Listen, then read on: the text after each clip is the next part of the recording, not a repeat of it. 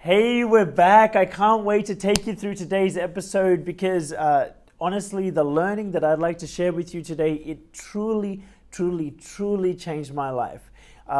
And I've titled this video, How to Make Your Success Sustainable, because what I have come to learn is that your crashes in life and those times where you seem to get knocked down or your mood goes low or you lose your motivation, often it's not understood that they are actually linked to the high times in your life. And so to just kind of connect to where you may be at, you may be someone who's experienced times where you've just been on like a hot streak, you've been doing really well, maybe you're feeling more extroverted, you're full of motivation, full of confidence, you're really putting yourself out there, and then maybe you've experienced this kind of crash where you kind of want to be maybe a bit more introverted, you feel like maybe even down, your mood goes down, your energy goes down, and you kind of feel like you recede into yourself. Even on a bigger scale, you may have seen this, for example, in different areas of your life. Maybe you've seen it at work where you know, at some times you're really motivated and then other times you really seem to crash. Maybe same with the gym. Maybe even in relationships where sometimes you're really bursting with energy and you want to talk to people, and other times where you seem to recede. I'll say two things. Number one, with me, there were times where, for me, in summer, I used to find myself absolutely bursting with energy. Like absolutely just going, oh my God, I'm so alive. Like because I'm like, I'm born in Sri Lanka, like I'm from a tropical country. It's like, I feel like when I'm in a tropical country, like my like blood just flows through my veins better and I feel so good.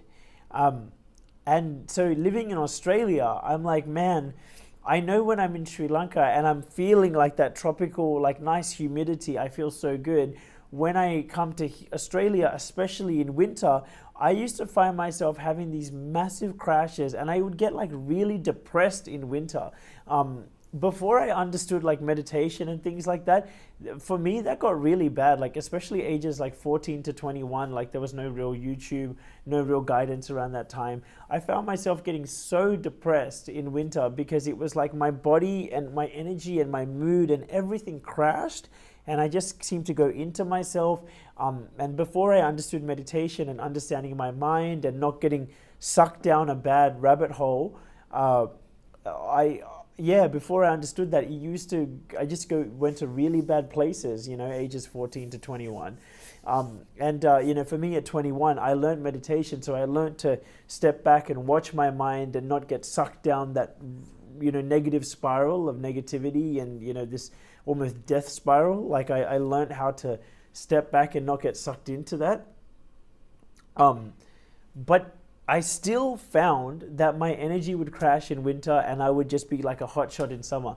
And I wouldn't know how to deal with it. And it was so funny because I had a really wonderful client that he came along. He's one of my best clients. He's actually a general manager now, actually. He started off as a sales manager when we first started working together. And with him, he would have times where he would be like Jordan Belfort in Wolf of Wall Street, and he would be like out there, like rocking, like doing a big sales rally, getting everyone pumped up, and they would know him as like the motivation guy, and he would pump up everyone. But then one of the things he shared with me is like, Dim, I have that for like 6 months, and then for the other 6 months, I just seem to like get into self-doubt and go into like having issues with my self-confidence and just like not feeling good in my body and feeling like a big crash. And it was so amazing because when he learned what I'm going to share with you here, not only he, also me, like moved to a place where we just had a lot more steady progress. And as a result of that steady progress, we cultivated this wonderful momentum where instead of having a peak and a trough, like an emotional roller coaster where you have the high and you have a crash, it was just steady and consistent. On a micro level, I actually do have a lot of sales guys who come to me, or even business owners. And with them, what happens is sometimes you you're having like these mad like sales streaks where suddenly it's like they call it like feast or famine. Like suddenly you're having like all these sales come through. You're like, oh my god, this is amazing, blah blah blah blah blah blah. And then suddenly there's this big crash, and then there's nothing, and then your emotions can go with it. I'm going to show you how to get off that roller coaster. Here's what it is, right? I'm going to talk about two primary concepts in this video. The first one is effectively the pride before the fall.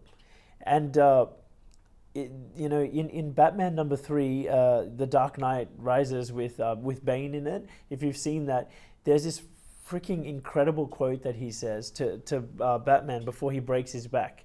He's like, Bane says this to Batman. He's like, peace has made you weak, victory has defeated you. Another thing you may have heard is, peace has made you weak, victory has defeated you. Right? Like really try to like understand what that means. Peace has made you weak, victory has defeated you. See, so many people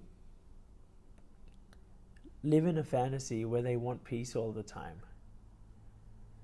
But the truth is, it's actually like war and struggle and all these things which make you strong, which make you sharp, which make you, dot your I's and cross your T's. It was so funny, like my old boss from PwC, I was just hanging with him a week ago. And because I just to stay in touch with him, it's been 3 years since I left PW, so I like to he's the head of major projects for for PwC. Like he's a very high-ranking dude. And I told him about my early business journey and how me and Anna didn't have any money and we were hungry and we were struggling and it was so hard for more than a year. And he's like, yeah, you know what, man? Like me and my wife, when we first went to London, when he left Australia, he's like, bro, we slept in our car for 6 months, man. But you know what? It makes you hungry, So what I'm doing, by the way, I'm just giving you a few different ideas and then I'm going to click them all together, right? Arnold Schwarzenegger, he said, the wolf climbing the hill is hungrier than the wolf at the top of the hill. So I trust you're understanding this theme, that it's kind of like when you're in the hardship, it's not all bad. There's actually benefits that come out of it. And in fact, when you're in peace, there's actually drawbacks to peace because you can get complacent, you can get sloppy. And to make this really real, for example, with the sales guys that come to me, what I help them understand is when they're having those highs and those feasts and all the things that come, that, all of that, that summer, that spring period where all of the fruits are getting reaped, that's because you sowed in winter. And it's not so much winter. It's just because you sowed the seeds. You planted the seeds. And then as a result of you planting the seeds, in time, it pays off. But when it's paying off, if you get lost in the branches and the trees and oh my god, I got all these fruits, and you forget to plant the fucking seeds, then there's going to be a time in the future where you have a famine, where it feels like winter and you're not getting anything. It's like you are creating your own winter by you not planting the seeds in the summer, right? So with those salespeople, they would oh, I think times get hard, and they're and then suddenly they get real sharp, and they're like, okay, cool, I'm gonna freaking nurture all my leads. I'm gonna chase up on all these people. I'm gonna keep generating leads, and generate, nurture, talk to people, do the follow-ups. They're doing all of those hard things, right? That's what leads to all those good times coming, right? It's what we do in the hard times which lead to the good times. But if we forget all of the things that we did in the hard times, then we are gonna, in the good times, if we forget the things that we do in the hard times, then in the good times, if we don't do them, it creates more hard times, right? So the key is during the good times, you've still got to remember and keep doing the things that keep you grounded. So you don't get lost in pride. The pride before the fall. You don't get lost in pride. And the way you don't, because here's the thing, when success comes, it's fucking easy to get like freaking cocky. It's easy, bro. It's easy, isn't it? Isn't it? Like when you feel good, it's easy to, for me, you know how I gave that example of the summer and in winter I would get depressed. Like basically in summer, I would be freaking irresponsible with my energy. I'm like, wow, I feel so great. I've got so much energy. I'm going to like freaking burst it here and I'm going to roar and I'm going to do this, I'm going to do that. And I'm just like, bang, bang, bang, exerting. And I'm not subtle enough to pay attention to my body and go, hey, I need to take some time for some slow breathing. I need to chill out. A freaking amazing mentor of mine tried to tell me ages ago, I think I was like 23, maybe 25 at the time. And he's like, Dim, every day you have to take time for slow breathing. Every day you need to look after yourself. You should be meditating every day, Dim. Like every day you need to look after yourself. And here's the thing. Yeah, I was good at doing that in winter when I felt shit and like I was like, oh, I got to get back. So I did it. But the minute summer came and my energy came back, I was like, yeah, fuck all that. I'm too busy. I got too much going on. But that's what created the winter. So for me, what I realized in my summers now, and even with that sales manager, same thing. I said, hey, every day be responsible for your energy. Every day take time for slow breathing. I said to him, like, and even for myself, like, even in summer, when I feel my energy getting high, I try to myself bring it down, bring it back to center. And I do that by okay, feel my energy's high, let me drink some chamomile tea. So there's different protocols. I drink chamomile tea, I use the sauna, I use the spa. I use heat as a way to just like chill me out.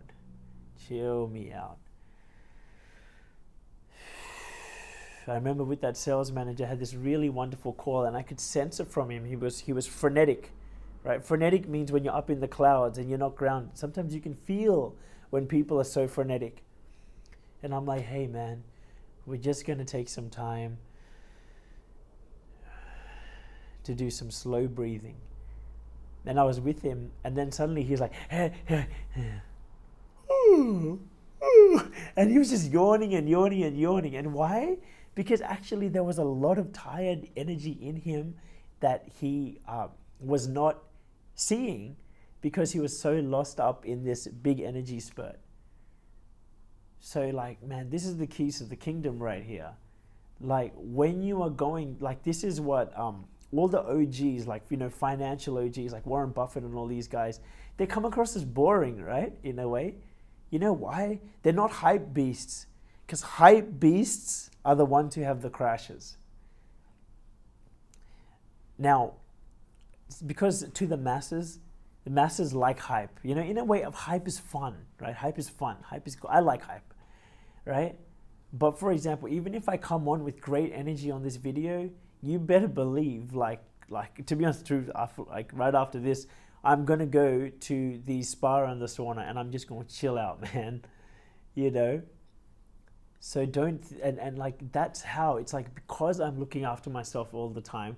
That's how I actually have the good energy. But I don't get lost in thinking that good energy is gonna last forever. And I proactively, if you don't proactively govern yourself internally, the universe needs to govern you externally. And it governs you externally by giving you that energy crash, by giving you depression, by giving you those things that pushes you down because you didn't know how to do it yourself. In the same way, like let's make a sales analogy, even a dating analogy, right? I'll go the sales analogy first. If even in those hot streaks, you can keep yourself grounded by going, hey, hang on.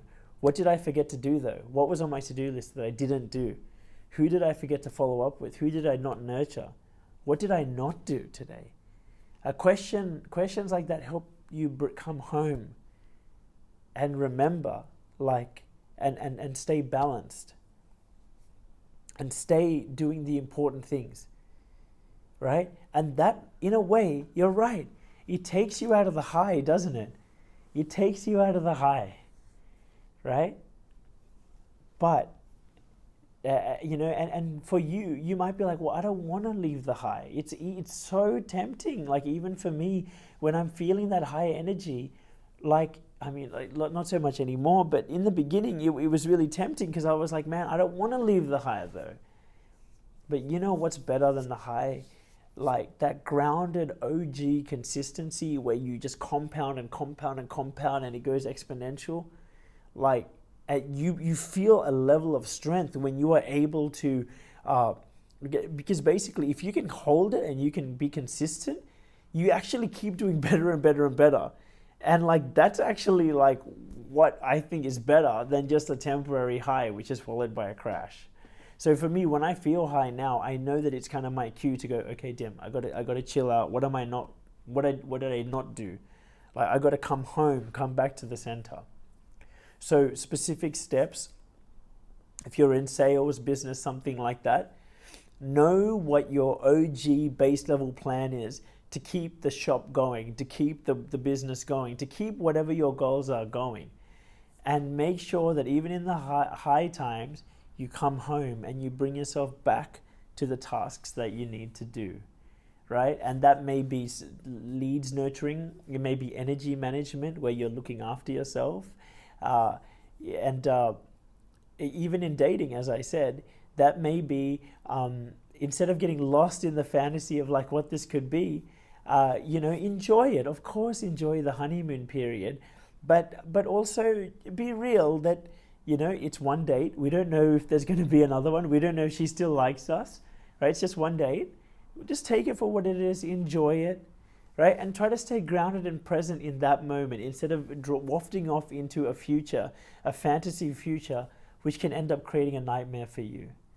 Getting lost in fantasies is what creates nightmares. In a way, me thinking that energy I was having in summer, thinking that could last forever of course it's a fantasy, and it was creating a nightmare for me, right? So that's the key concept I'd like you to take from here today.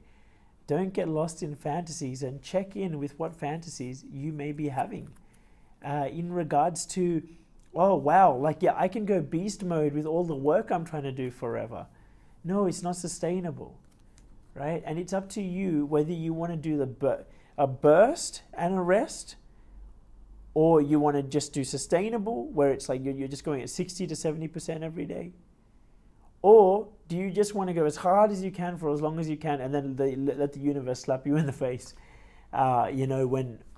whenever that time comes. They're all your calls. It's up to you.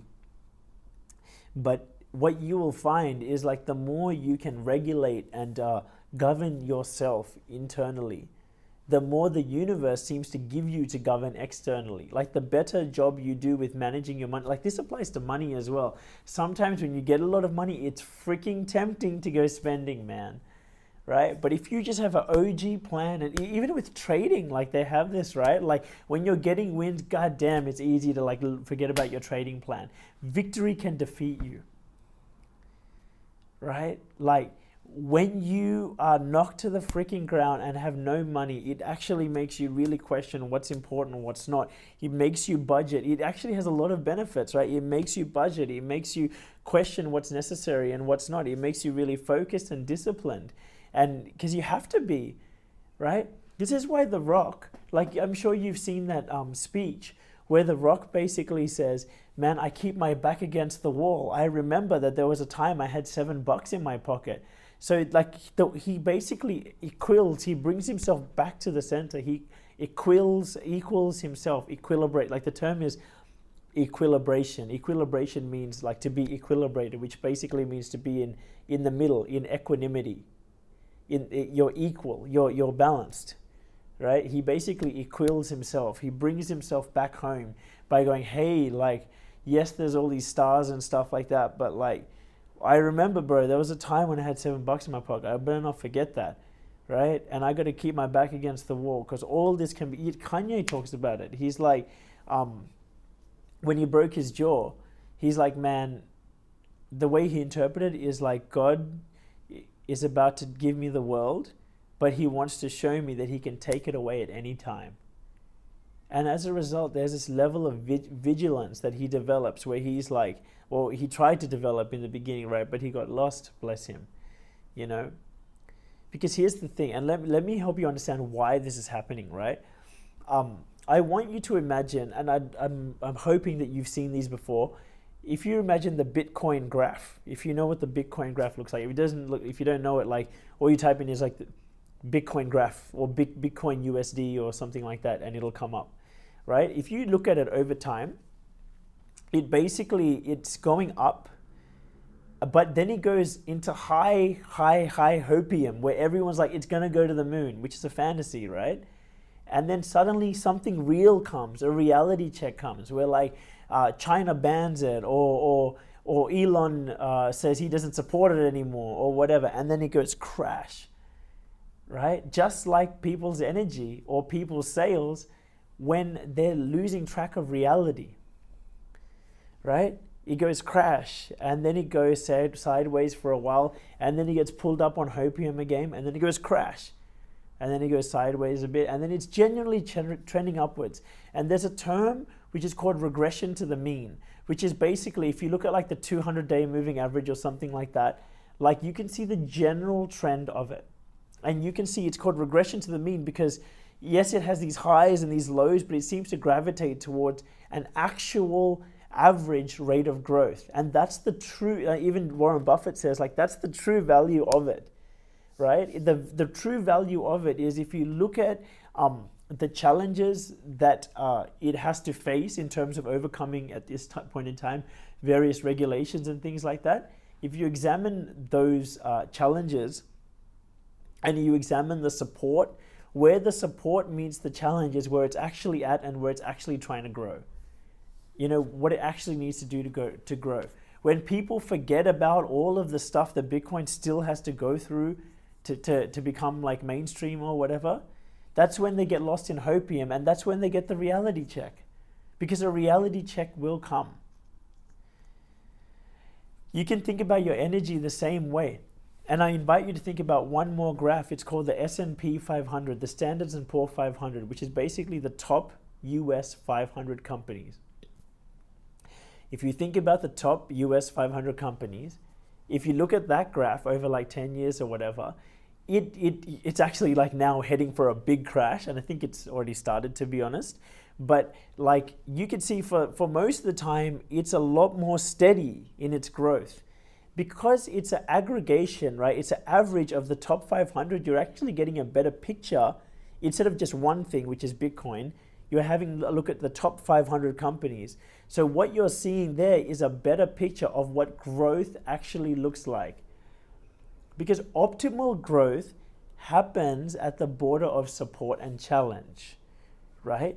Because the thing is, if you have all support and no challenge, then you're not calibrating to the reality of what you have to deal with in the real world. Like, you need to know how to deal with various challenges, whether it's legal challenges, whether it's like sales challenges, supply challenges, whatever, in business anyway, right?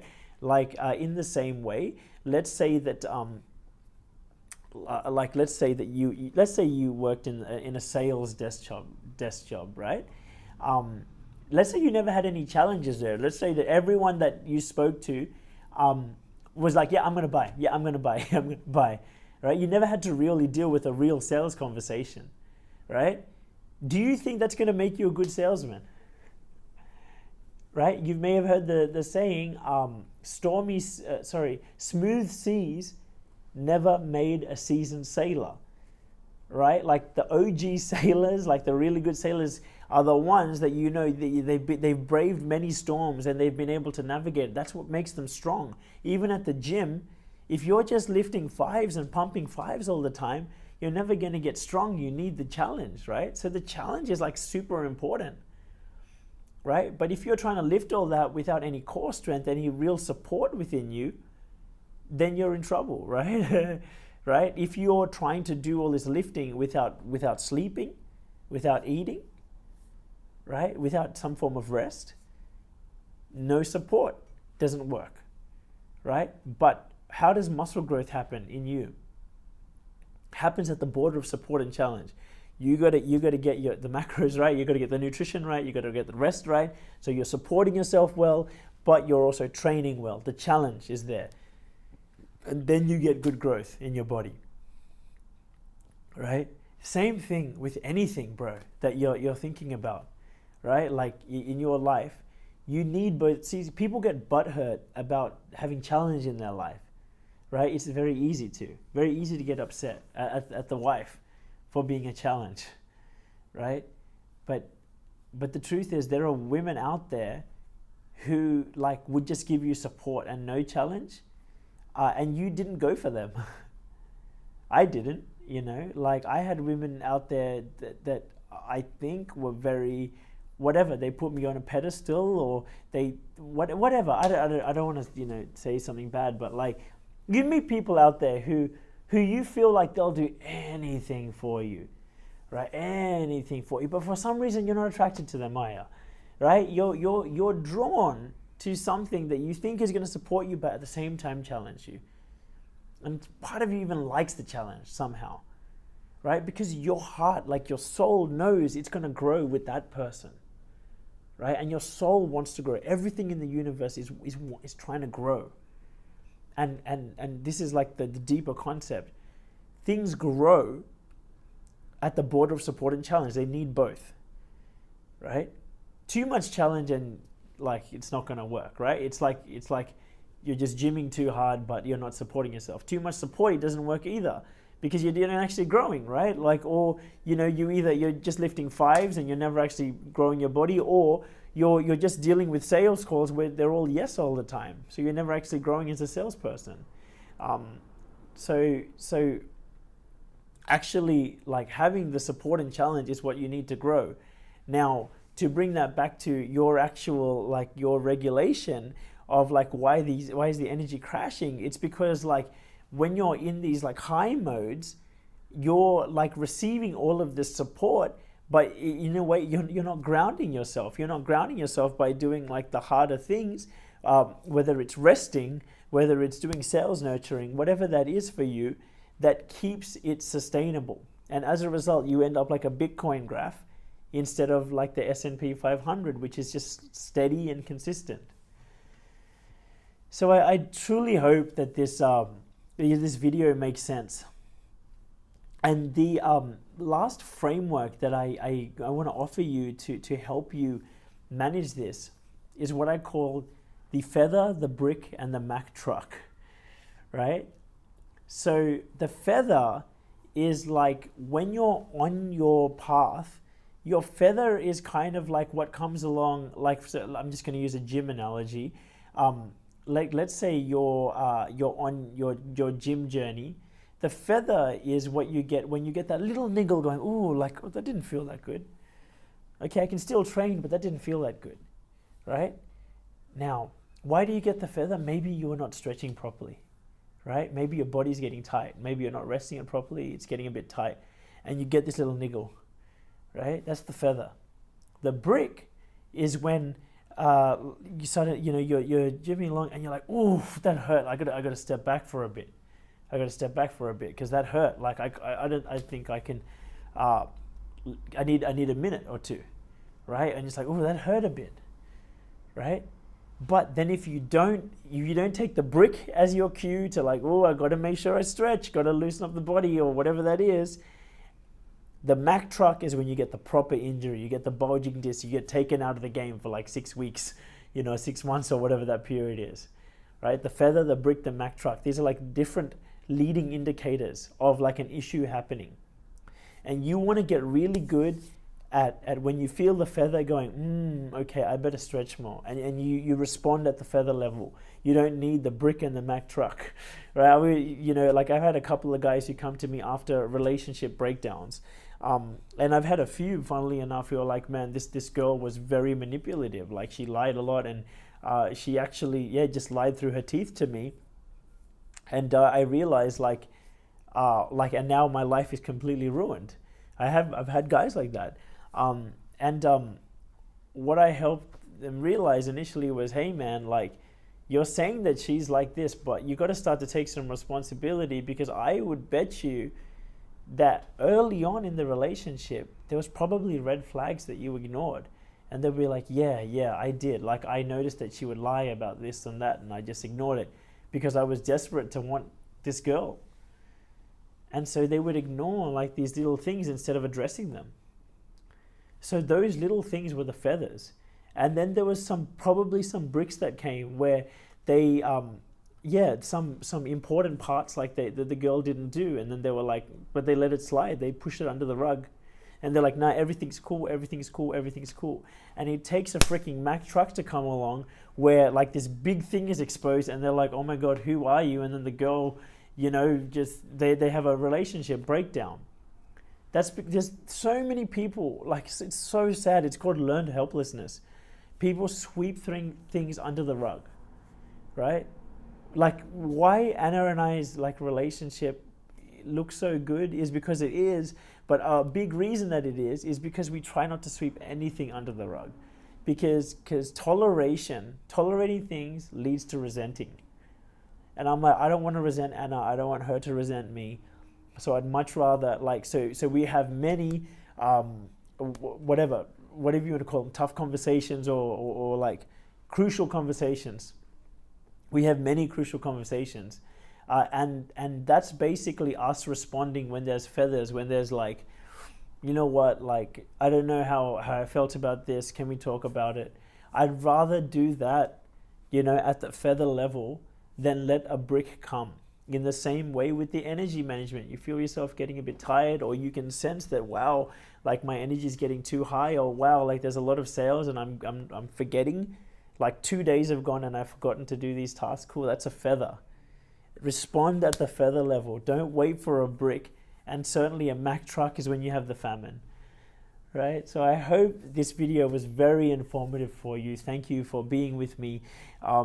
If you're enjoying this, please, like, number one, share it. Please share this with your friends who can benefit from it, because I don't believe it's nice if we can buy a boat one day by how successful we are, but I'd rather be on a boat party with other people on it. It's funner together, I think.